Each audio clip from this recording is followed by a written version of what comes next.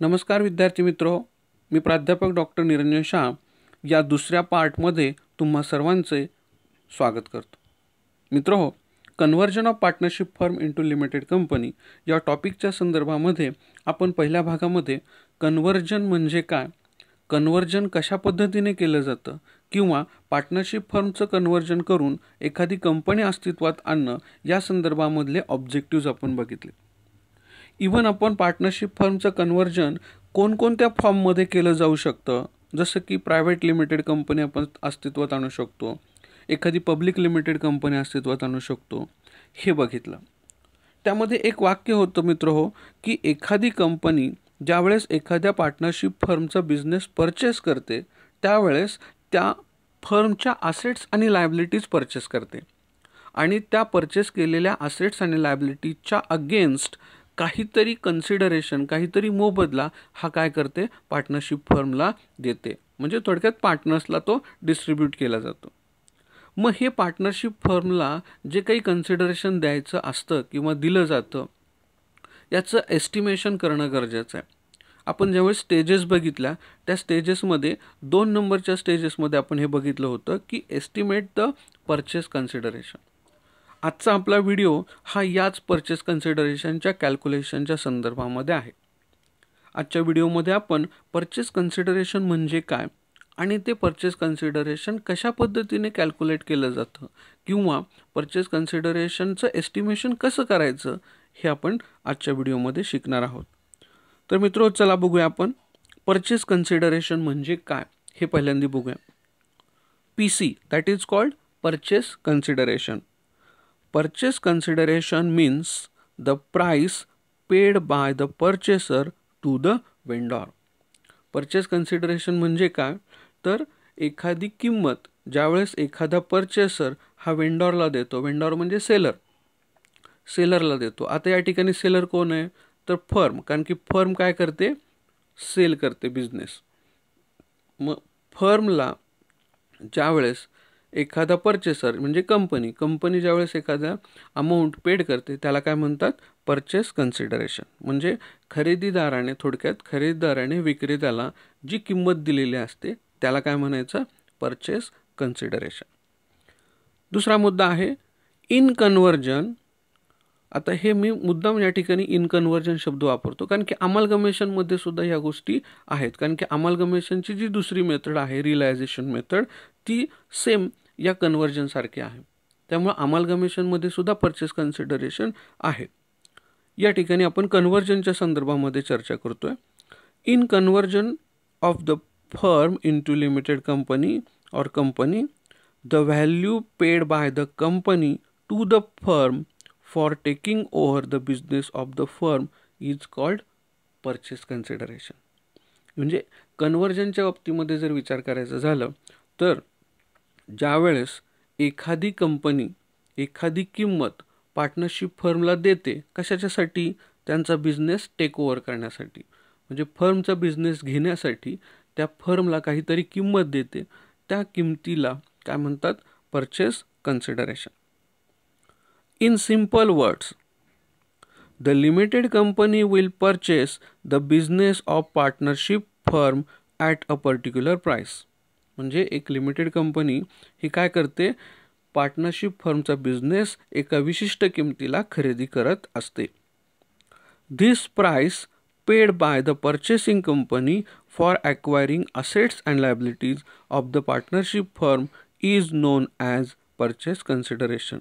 आणि ती जी काही प्राइस आहे ही कशासाठी खरेदी केली जाते किंवा कशासाठी दिली जाते, तर पार्टनरशिप फर्मचा जो बिझनेस आहे त्याच्यामधल्या ज्या असेट्स आहेत, ज्या लायबिलिटीज आहेत, त्या टेक ओव्हर करणे किंवा त्या खरेदी करणे याच्या अगेन्स्ट त्या ठिकाणी ती किंमत दिली जाते आणि त्या किंमतीलाच काय म्हणतात, परचेस कन्सिडरेशन. म्हणजे थोडक्यात लक्षात घ्या, ज्यावेळेस आपण बाजारपेठेमध्ये जातो आणि एखादी वस्तू खरेदी करतो त्यावेळेस आपण काय करतो, त्या वस्तूची किंमत काय करत असतो, पेड करत असतो. मग ती वस्तूची किंमत पेड करतो म्हणजे कारण आपण ती वस्तू काय केलेली आहे, परचेस केलेली आहे आणि त्या परचेसचं आपण काय करतोय, कन्सिडरेशन करतोय, म्हणजे मोबदला देतोय. म्हणजे या ठिकाणी सुद्धा अशाच 2 गोष्टी होतात. एकाचा बिझनेस दुसऱ्या संस्था घेते, मग आता या ठिकाणी काय आहे, कन्व्हर्जनच्या बाबतीमध्ये पार्टनरशिप फर्मचा जो काही बिझनेस आहे हा बिझनेस एक कंपनी परचेस करते. म्हणजे आता कंपनीच्या दृष्टिकोनातून जर विचार केला तर हे झालं परचेस, असेट्स खरेदी करणं, लायबिलिटीज घेणं, म्हणजे ह्या झाल्या, हे परचेस झाल्या. याच्या बदल्यामध्ये काय केलं जातं, पार्टनरशिप फर्मला काहीतरी किंमत ही दिली जाते आणि त्या किमतीला काय म्हणतात, परचेस कन्सिडरेशन. तर हे झालं परचेस कन्सिडरेशन. आता हे परचेस कन्सिडरेशन काढायचं कसं, तर त्याच्या काही मेथड्स आहेत. महत्त्वाच्या ज्या मेथड्स आहेत ह्या 3. पहिली मेथड लमसम पेमेंट मेथड, दुसरी नेट असेट मेथड आणि तिसरी आहे नेट पेमेंट मेथड. नीट लक्षात घ्या, नावामध्येच काही गोष्टी आपल्याला लक्षात येतात की ते मेथड्समध्ये कशा पद्धतीने कॅल्क्युलेशन्स असणार आहेत. पहिलं लमसम पेमेंट मेथड, म्हणजे आता या ठिकाणी एक लमसम अमाऊंट द्यायची की एवढी टोकन अमाऊंट जशी देतो आपण एकदम राऊंड फिगरमध्ये, की तुमचा बिझनेस आम्ही एवढ्याला खरेदी करतो किंवा 10 लाख, 20 लाख, 50 लाख, 5 कोटी, 2 कोटी, वॉटेवर जी काही किंमत त्या ठिकाणी डायरेक्टली देऊन टाकायचे, एवढे पैसे तुम्हाला आम्ही देतो, हा टोटल बिझनेस आम्हाला द्या, अशा पद्धतीने. दुसरी आहे नेट असेट मेथड. या ठिकाणी काय केलं जातं, कॅल्क्युलेशन केलं जातं, असेट्सचं व्हॅल्युएशन विचारात घेतलं जातं आणि त्या असेट्समधून लायबिलिटीज ज्या आहेत त्या वजा केल्या जातात आणि मग त्याची जी काही नेट व्हॅल्यू कॅल्क्युलेट केली जाते ती व्हॅल्यू, म्हणजे त्या व्हॅल्यूनुसार सुद्धा आपण काय करू शकतो, परचेस कन्सिडरेशन काढू शकतो. आणि तिसरी आहे नेट पेमेंट मेथड. जसं लमसममध्ये आपण एक रक्कम ठरवतो की 50 लाख द्यायचे आहेत, ही रक्कम ठरवली, तसं पेमेंट्समध्ये सुद्धा की तुम्हाला आम्ही पेमेंट करू, आपल्याला गणितामध्येही अशा पद्धतीने काही गोष्टी सांगितलेल्या असतात की बाबा या कंपनीने या फर्मचा बिझनेस घेतला आणि त्याच्या बदल्यामध्ये एवढे शेअर्स दिले, एवढ्या रकमेचे शेअर्स दिले, एवढी रक्कम रोख दिली, एवढ्या रकमेचे डिबेंचर्स दिले. तर अशा पद्धतीच्या मोड ऑफ पेमेंट्स त्या ठिकाणी दिलेल्या असतात. म्हणजे किती रकमेचे, बाबा 20 लाखाचे शेअर्स दिले आणि 10 लाख रुपये कॅश, तर मग आपल्याला काय करायचं आहे, टोटल पेमेंट किती दिलं त्या पेमेंटची टोटल करायची. म्हणजे शेअर्स दिले 20 लाख, कॅश दिले 10 लाख, म्हणजे टोटल किती झाले 30 लाख. तर अशा पद्धतीने आपल्याला कॅल्क्युलेशन करायचं आहे. तर हे पेमेंट मेथड अशा पद्धतीने. आणखीन आपण डिटेलमध्ये पुढे पाहणार आहोत. बघा, लमसम मेथडच्या संदर्भामध्ये the purchasing company agrees to pay a certain means fixed amount in lump sum as a purchase price to the vendor firm on account of the purchase of its business. म्हणजे या वाक्यामध्ये आपल्याला lump sum मेथडच्या संदर्भामध्ये वाक्य असं दिलेलं आहे. बघा काय सांगितलेलं आहे, the purchasing company agrees to pay, म्हणजे जी पार्टनरशिप फर्म त्या कंपनीला विकली जाणार आहे ती कंपनी पेड करायला ॲग्री केलेली आहे, काही अमाऊंट पे करायला ॲग्री झालेली आहे. अ सर्टन अमाऊंट आणि फिक्स्ड अमाऊंट, म्हणजे एक कंपनी एक फिक्स अमाऊंट द्यायला तयार झालेली आहे इन लमसम. आणि देताना ती अमाऊंट कशी देणार आहे, एक रक्कम अशी देणार आहे की 50 लाख, 10 लाख. ते टोटल बिझनेस तुमचा पूर्ण असेट्स, लायबिलिटीज, तुमचे लँड, फर्निचर, सगळा माल जो काय आहे तो बिझनेस आम्ही खरेदी करायला तयार आहोत आणि आम्ही तुम्हाला एक रक्कम एवढी अशा पद्धतीची देणार आहोत. यालाच काय म्हटलेलं आहे, purchase consideration as calculated by lump sum payment method. बघा मी पुन्हा वाचतोय. The purchasing company agrees to pay a certain amount in lump sum as a purchase price. Lump sum स्वरूपामध्ये दिली जाईल ती परचेस प्राइस म्हणून दिली जाईल. कुणाला दिली जाईल, टू द वेंडॉर फर्म, म्हणजे सेलिंग फर्मला. कशासाठी, on account of the purchase of its business. त्या फर्मचा जो काही बिझनेस आहे तो परचेस केल्यामुळे त्या फर्मला काय केले जाईल, एक परचेस प्राइस पेड केली जाईल आणि ही एक रक्कम अशी दिली जाईल लमसम स्वरूपामध्ये. फॉर एक्झाम्पल बघा, म्हणजे तुमच्या लक्षात येईल. A purchasing company agreed to take over a business of a firm for ₹25 lakhs. एक पर्चेसिंग कंपनी ती काय केलेली आहे, पार्टनरशिप फर्मचा बिझनेस टेक ओव्हर करायला ॲग्री झालेली आहे. किती रुपयामध्ये, 25 लाख. एक रक्कम ठरली डायरेक्ट, 25 लाखाला पार्टनरशिप फर्म विकत घ्यायची. मग ह्या केसमध्ये तुमच्या लक्षात येईल की हे जे 25 लाख रुपये आहेत हे काय आहेत, परचेस कन्सिडरेशन आहेत. पण मेथड कोणती आहे, लमसम. इथं कोणतेही असेट्स, कोणत्याही पेमेंटचा इतर विचार झालेला नाही. डायरेक्ट रक्कम ठरलेली आहे. 25 लाखाला बिझनेस खरेदी करायचा म्हणजे 25 लाख रुपये ही ॲग्रीड व्हॅल्यू झाली. आणि या जर असं दिलं असेल तर याला काय म्हणायचं, लमसम पेमेंट मेथड. ओके, दुसरी मेथड बघूया, net asset method. In this method the purchase consideration is calculated by adding up the values of assets taken over by the purchasing company and deducting therefrom the values of liabilities taken over by the purchasing company. या मेथडमध्ये काय केलं जातं, ज्या assets ज्या किमतीला ठरलेल्या आहेत टेक ओव्हर करायच्या, त्या किमतीला त्या सगळ्या असेट्स ज्या आहेत त्यांची टोटल करायची. त्यातून काय डिडक्ट करायचं, काय लेस करायचं, तर लायबिलिटीज जेवढ्या घेतलेल्या आहेत, ज्या किमतीला ज्या लायबिलिटीज घेतलेल्या आहेत त्या सगळ्या काय करायच्या, वजा करायच्या. म्हणजे थोडक्यात असेट्स जेवढ्या घेतल्या कंपनीने त्याची टोटल मायनस लायबिलिटीज जेवढ्या घेतल्या त्याची टोटल, जी वजा करून रक्कम राहील त्याला काय म्हणायचं आहे, परचेस कन्सिडरेशन. म्हणजे इथं कॅल्क्युलेशनचा पार्ट आहे.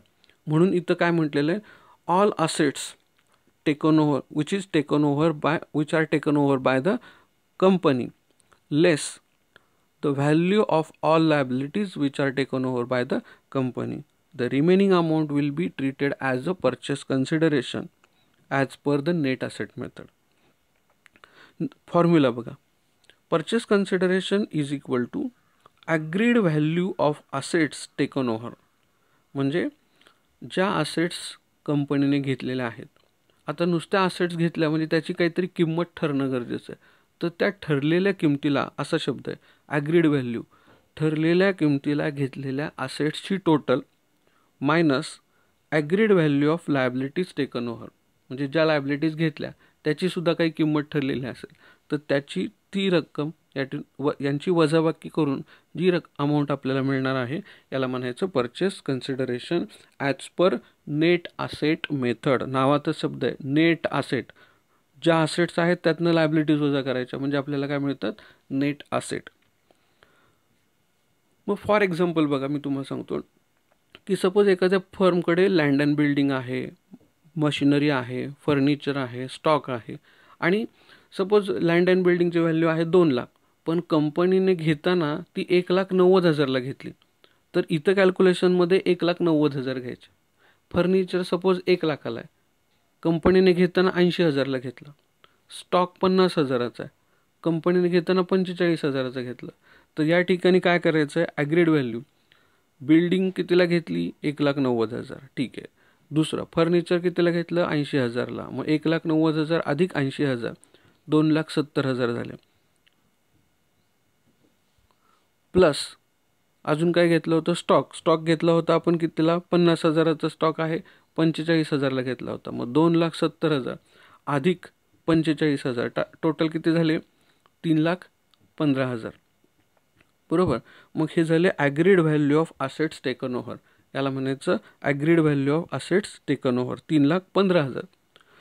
मायनस काय म्हटलेलं आहे, ॲग्रीड व्हॅल्यू ऑफ लायबिलिटीज. मग ज्या काही लायबिलिटीज आहेत, सपोज क्रेडिटर्स आहेत 35,000चे, घेतले 25,000ला, तर काय करायचं आहे, 25,000 लेस करायचे. मग ॲग्रीड व्हॅल्यू ऑफ लायबिलिटीज ज्या आहेत त्या 25,000च्या झाल्या. बिल्स पेएबल सपोज 20,000 आहेत, घेतले 15,000ला. मग टोटल आता क्रेडिटर्स कितीला घेतले, 25,000. त्यानंतर बिल्स पेएबल घेतले 15,000. Total agreed value of liabilities किती झाल्या, 40,000. मग हे 40,000 पहिल्या 3,15,000तून काय होतील, वजा होतील. आणि जी रक्कम शिल्लक राहील त्याला काय म्हणणार आपण, परचेस कन्सिडरेशन.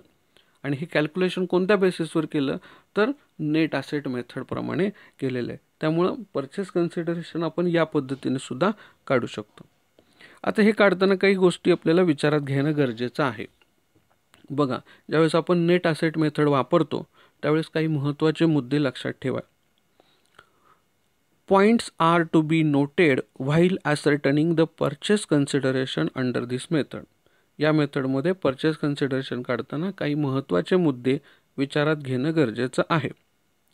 पहिला मुद्दा, इफ द ट्रान्सफरी कंपनी म्हणजे new company agree to take over all the assets of the transferor firm, it would means inclusive of cash and bank balances.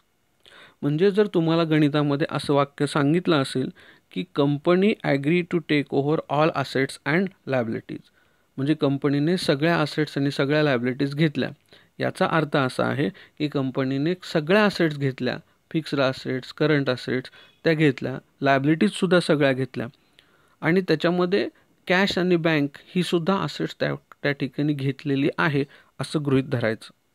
All assets असा शब्द आल्यानंतर त्याच्यामध्ये कॅशसुद्धा किंवा cash in hand, cash balance, bank balance असं asset साईडला असणारे असेट्ससुद्धा विचारात घ्यायची कॅल्क्युलेशनसाठी. दुसरा मुद्दा, the term all asset does not include fictitious assets. म्हणजे लक्षात घ्या, बॅलन्स शीटमध्ये फिक्टिशियस असेट्ससुद्धा असतात, तर त्या फिक्टिशियस असेट्स मात्र घ्यायच्या नाहीत. आता ह्या फिक्टिशियस असेट्स कोणत्या, तर कंसात सांगितलेल्या debit balance of profit and loss account म्हणजेच थोडक्यात loss, preliminary expenses, discount on issue of shares and debentures, advertising expenses, underwriting commission अशा पद्धतीच्या जर फिक्टिशियस असेट असतील, मिसलेनियस एक्सपेन्सेस ज्या बॅलन्स शीटच्या असेट साईडला आपल्याला दिसतात, तर त्या घ्यायच्या नाहीत. फक्त कोणत्या घ्यायच्या, करंट असेट्स आणि फिक्स्ड असेट्स एवढ्याच असेट्स आपल्याला घ्यायच्या आहेत. तिसरा, if any asset not taken over by new company it should be ignored while computing the purchase consideration. म्हणजे आपल्याला एखाद्या गणितामध्ये असं सांगितलं असेल की एखादी असेट त्या कंपनीने घेतलेली नाही, not taken over by that company, तर अशा वेळेस त्या असेट्सची कोणतीही व्हॅल्यू परचेस कन्सिडरेशन काढताना विचारात घ्यायची नाही. म्हणजे सपोज बॅलन्स शीटच्या असेट साईडला मशिनरी दिली आहे, फर्निचर दिलं आहे, लूज टूल्स दिलं आहे, मोटर कार दिलेली आहे आणि तिथं तुम्हाला गणितामध्ये असं सांगितलेलं आहे की furniture was not taken over by new company.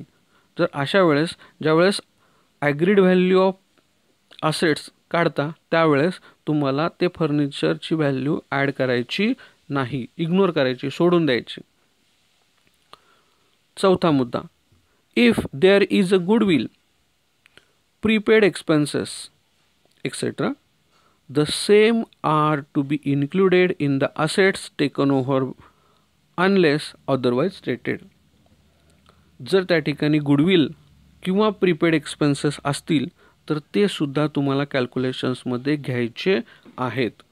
जोपर्यंत असं कंपनी सांगत नाही की एखादी असेट घेतलेली नाही, सपोज असं सांगितलं गुडविल घेतला नाही तर मग गुडविल घ्यायचं नाही, प्रीपेड एक्सपेन्सेस घेतले नाहीत तर ते घ्यायचे नाहीत. पण काहीही सांगितलं नसेल आणि असं म्हटलं असेल की ऑल असेट्स टेकन ओव्हर, तर त्यावेळेस गुडविलसुद्धा त्या कॅल्क्युलेशनमध्ये घ्यायचा, प्रीपेड एक्सपेन्सेससुद्धा त्या कॅल्क्युलेशन्समध्ये घ्यायचे. म्हणजे जो मगाशी आपण फॉर्म्युला वापरलेला बघितलेला त्या फॉर्म्युल्यामध्ये कॅल्क्युलेशन्स करताना त्या असेट्स कन्सिडर करायच्या आहेत.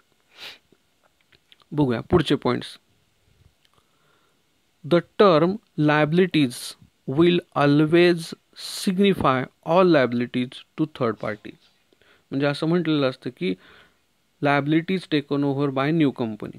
मग लायबिलिटीज टेकन ओव्हर म्हणजे नुसत्या लायबिलिटीज म्हणजे कोणत्या लायबिलिटीज, तर थर्ड पार्टी लायबिलिटीज. लक्षात घ्या, लायबिलिटीजमध्ये ओनर्स लायबिलिटीज असतात, म्हणजे कॅपिटल, रिझर्व किंवा इतर काही फंड्स असतात, प्रॉफिट अँड लॉस अकाउंट असतो, क्रेडिटर्स असतात, बिल्स पेएबल असतात, बँक ओव्हरड्राफ्ट असतं. तर या केसमध्ये थर्ड पार्टी लायबिलिटीज म्हणजे कोणत्या, creditors, bills payable, bank overdraft या थर्ड पार्टी लायबिलिटीज. त्याच फक्त लायबिलिटीज घ्यायच्या, सगळ्या लायबिलिटीज. पण कॅपिटल ही लायबिलिटी मात्र त्या ठिकाणी घ्यायची नाही, कारण कॅपिटल हे पार्टनर्सचं असतं. Reserve fund, profit and loss account किंवा एखादा फंड असेल इतर कुठलं, तर हे सगळे फंड जे आहेत हे पार्टनर्सची ओनर्स लायबिलिटी झाली, त्यामुळे ते कन्सिडर करायचं नाही. त्यामुळे लक्षात घ्या, लायबिलिटीज म्हणजे थर्ड पार्टी लायबिलिटीज. पुढे, trade liabilities are those incurred for the purchase of goods. Trade liabilities असतात, काही वेळेस बऱ्याच वेळा असं देतात बिल्स पेएबल किंवा काय बऱ्याच वेळा असं देतात की ट्रेड लायबिलिटीज. आता ट्रेड लायबिलिटीज म्हणजे कोणत्या, तर अशा लायबिलिटीज ज्या माल खरेदी करताना तुम्हाला द्याव्या लागतात. म्हणजे माल खरेदी केला आणि त्याच्या अगेन्स्ट तुम्हाला काहीतरी द्याव्या लागतात. अशा बघा, सच ॲज ट्रेड क्रेडिटर्स, म्हणजे यालाच काय म्हणायचं, ट्रेड क्रेडिटर्स आपले, ऑर बिल्स पेएबल. म्हणजे बऱ्याच बॅलन्स शीटमध्ये तुम्हाला एवढं दिलेलं असतं की ट्रेड लायबिलिटीज, आपल्याला सवय असते की क्रेडिटर्स किंवा बिल्स पेएबल, पण तसं नाही. नुसतं ट्रेड लायबिलिटीज आला तरीसुद्धा त्या कोणत्या झाल्या, ट्रेड क्रेडिटर्स किंवा bills payable. Other liabilities like bank overdraft, tax payable, outstanding expenses are not a part of trade liabilities. त्या ट्रेड लायबिलिटीजमध्ये येत नाहीत. म्हणजे लक्षात घ्या, ट्रेड लायबिलिटीजमध्ये ट्रेड क्रेडिटर्स आणि बिल्स पेएबल दोन्हीही किंवा दोन्हीपैकी एक अशाचाच समावेश होतो. बँक ओव्हरड्राफ्ट ही थर्ड पार्टी लायबिलिटी आहे. ट्रेड क्रेडिटर्स किंवा बिल्स पेएबल ही सुद्धा थर्ड पार्टी लायबिलिटीज आहे. परंतु ज्यावेळेस ट्रेड लायबिलिटीज असा शब्द येतो त्यावेळेस ट्रेड लायबिलिटीजमध्ये क्रेडिटर्स आणि बिल्स पेएबल यांचा समावेश होतो. बाकीच्या सगळ्या थर्ड पार्टी लायबिलिटीज आहेत परंतु ट्रेड लायबिलिटीज नाहीत. पुढचा मुद्दा, liabilities do not include accumulated or undistributed profits like general reserve, security premium, workman compensation fund, insurance fund, capital reserve, etc. लायबिलिटीजमध्ये मग अशी सांगितल्या पद्धतीने लायबिलिटीजमध्ये तुम्हाला काय, कॅपिटल पण ही लायबिलिटीज आहे, general reserve, profit and loss account, workman compensation fund हे सुद्धा काय आहे, लायबिलिटीज आहे. परंतु त्याचा समावेश परचेस कन्सिडरेशन काढताना घ्यायचा नाही असं सांगितलेलं आहे. मग अशी मी हे एक्सप्लेन केलेलं. आता तिसरी मेथड बघूया आपण, net payment method. In this method, the purchase consideration is calculated by adding up the values of equity shares, preference shares, debentures, bonds, and cash which are to be paid to the firm. या मेथडप्रमाणे ज्यावेळेस purchase consideration काढायची वेळ येते त्यावेळेस आपण काय करणार, तर adding up the values of, म्हणजे ॲड करणार, सम करणार आहे. कशाची, इक्विटी शेअर्स असतील, प्रेफरन्स शेअर्स असतील, डिबेंचर्स, बॉन्ड्स किंवा कॅश, ज्या फॉर्मॅटमध्ये ज्या फॉर्ममध्ये पेमेंट करण्याचं ठरलेलं आहे, कंपनीने पार्टनरशिप फर्मला पेमेंट करण्याचं ठरलेलं आहे, त्या सगळ्या फॉर्मचं, त्या सगळ्या मोड ऑफ पेमेंटची टोटल ही या मेथडमध्ये केली जाते. यालाच काय म्हणतात, purchase consideration by net payment method. दुसरा point, in other words, the purchase consideration is the total of all the payments given by the company to the firm in discharge of consideration against the business taken over. म्हणजे या ठिकाणी वरचंच explanation या ठिकाणी दिलेलं आहे. Purchase consideration is the total of all the payments given by the company to the firm. म्हणजे एखाद्या partnership फर्मला एखाद्या कंपनीने जेवढं काही पेमेंट केलेलं आहे त्या पेमेंटची टोटल म्हणजे काय झालं, परचेस कन्सिडरेशन. लक्षात आलं. बघा आता for example, a purchasing company agreed to paid 20,000 equity shares at ₹10 each and ₹50,000 in cash to take over the business of a firm. या ठिकाणी काय सांगितलेलं आहे, एक पर्चेसिंग कंपनी पार्टनरशिप फर्मला त्यांचा बिझनेस टेक ओव्हर केल्याबद्दल दोन पद्धतीने पेमेंट करणार. एक म्हणजे 20,000 इक्विटी शेअर्स देणार. नंबर ऑफ इक्विटी शेअर्स किती झाले, 20,000. एका शेअर्सची किंमत त्यांनी दिलेली आहे ₹10 at ₹10 each and ₹50,000 in cash आणि ₹50,000 रोख देणार. मग या ठिकाणी परचेस कन्सिडरेशन या मेथडप्रमाणे कसं काढायचं, तर बघा खाली कंसात दिलेलं आहे बघा, शेअर्स 20,000 गुणिले 10 किती झाले, 2 लाख, प्लस कॅश किती झाले, 50,000. असे 2 लाख अधिक 50,000 म्हणजे 2,50,000. तर अशा पद्धतीने 2.5 लाख रुपये याचं काय असणार आहे, परचेस कन्सिडरेशन असणार आहे as per net payment method. Okay, लक्षात आलं, समजलं. ओके, आता जसे काही मगाशी आपण पॉईंट्स बघितले नेट असेट मेथडमध्ये, काही महत्त्वाचे मुद्दे विचारात घेणं गरजेचं आहे. तसंच नेट पेमेंट मेथडने कॅल्क्युलेशन करत असताना काही महत्त्वाचे मुद्दे विचारात घेणं गरजेचं आहे. बघा, the values of assets and liabilities taken over by the company are not consider while computing the purchase consideration. The values of assets and liabilities taken over by the company are not considered while computing the purchase consideration. मी 2 वेळा हे sentence वाचतोय. याचं कारण की ज्यावेळेस आपण net पेमेंटचा विचार करतो त्यावेळेस असेट्स आणि लायबिलिटीजचं कॅल्क्युलेशन करायचं नाही. ज्या कोणत्या असेट्स घेतल्या, ज्या कोणत्या लायबिलिटीज घेतल्या, त्याची ॲग्रीड व्हॅल्यू जी काही दिलेली आहे त्याचं कॅल्क्युलेशन करण्याची गरज नाही. दुसरा point, all payments agreed upon should be added. जेवढं काही पेमेंट्स त्या ठिकाणी देण्याचं ॲग्री केलेलं आहे, मान्य केलेलं आहे, ते काय करायचं आहे, ॲड करायचं आहे, म्हणजे त्याची बेरीज करायची आहे. Whether it is for equity share holders or preference share holder. मग ते पेमेंट इक्विटी शेअर होल्डरला असो की प्रेफरन्स शेअर होल्डरला असो, कुणालाही पेमेंट केलं किंवा कोणत्याही फॉर्मॅटमध्ये पेमेंट केलं तरीसुद्धा ते पेमेंट्स ॲड करणं गरजेचं आहे. तिसरा point, if any liability is taken over by the purchasing company to be discharged later, such amount should not be considered while computing purchase consideration. म्हणजे जर एखादी लायबिलिटी ही टेक ओव्हर केली असेल एखाद्या पर्चेसिंग कंपनीने, कशासाठी, टू डिस्चार्ज लॅटर, त्याचं payment नंतर करायचं. म्हणजे सपोज क्रेडिटर्स घेतले आणि अशासाठी घेतले की ते क्रेडिटर्सचं पेमेंट नंतर करणार आहे. Such amount should not be consider while computing PC. म्हणजे परचेस कन्सिडरेशन करताना अशा अमाऊंटचा विचार करायचा नाही, कारण की त्याचं पेमेंट कधी करणार आहे, नंतर करणार आहे, कंपनीमध्ये गेल्यानंतर. म्हणजे त्याचा अमाऊंटचा विचार करायचा नाही. And last, any payment made by transferee company to some other party on behalf of transferor firm is to be ignored. Any payment म्हणजे कोणतंही पेमेंट कुणाला कुणी करणं, बाय ट्रान्सफरी कंपनी म्हणजे कंपनीने कोणत्याही पद्धतीचं पेमेंट केलं, टू सम अदर पार्टी, दुसऱ्या पार्टीला, थर्ड पार्टीला, on behalf of transferor firm, या फर्मच्या वतीने जर काही पेमेंट केलं असेल, इज टू बी इग्नोर्ड, ते काय करायचं आहे, इग्नोर करायचं आहे, ते त्याचा विचार करायचं गरज नाही. Okay, thank you.